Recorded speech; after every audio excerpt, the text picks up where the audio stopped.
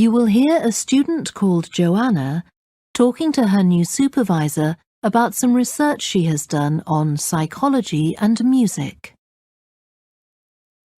First, you have some time to look at questions 21 to 26.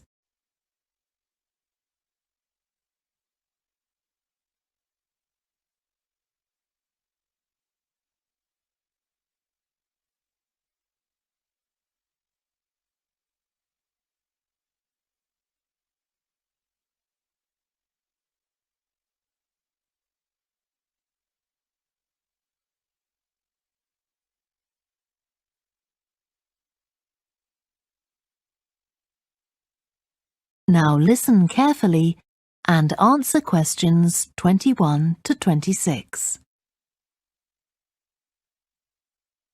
Hi, Joanna. Good to meet you. Now, before we discuss your new research project, I'd like to hear something about the psychology study you did last year for your master's degree. So, how did you choose your subjects for that? Well, I had 6 subjects, all professional musicians and all female. 3 were violinists, and there was also a cello player and a pianist and a flute player.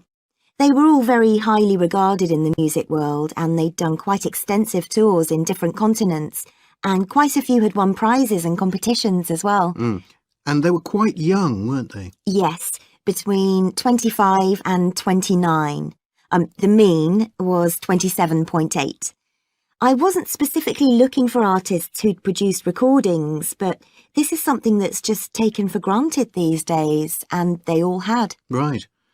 Now, you collected your data through telephone interviews, didn't you? Yes. I realised if I was going to interview leading musicians, it'd only be possible over the phone because they're so busy. I recorded them using a telephone recording adapter. I'd been worried about the quality, but it worked out all right. I managed at least a 30-minute interview with each subject, sometimes longer. Did doing it on the phone make it more stressful? I thought it might. It was all quite informal though, and in fact they seemed very keen to talk. And I don't think using the phone meant I got less rich data. Rather the opposite, in fact. Interesting. And you were looking at how performers dress for concert performances? That's right. My research investigated the way players see their role as a musician and how this is linked to the type of clothing they decide to wear. But that focus didn't emerge immediately.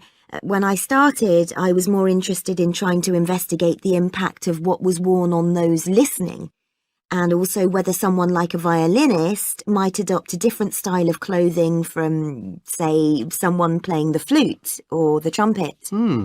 It's interesting that the choice of dress is up to the individual, isn't it? Yes, you'd expect there to be rules about it in orchestras, but that's quite rare. Before you hear the rest of the discussion, you have some time to look at questions 27 to 30.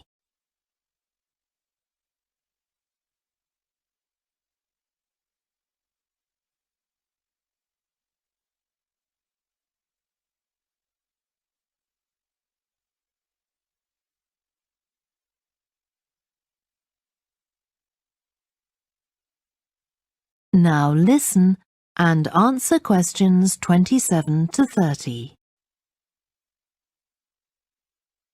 You only had women performers in your study. Was that because male musicians are less worried about fashion? I think a lot of the men are very much influenced by fashion, but in social terms, the choices they have are more limited. They'd really upset audiences if they strayed away from quite narrow boundaries.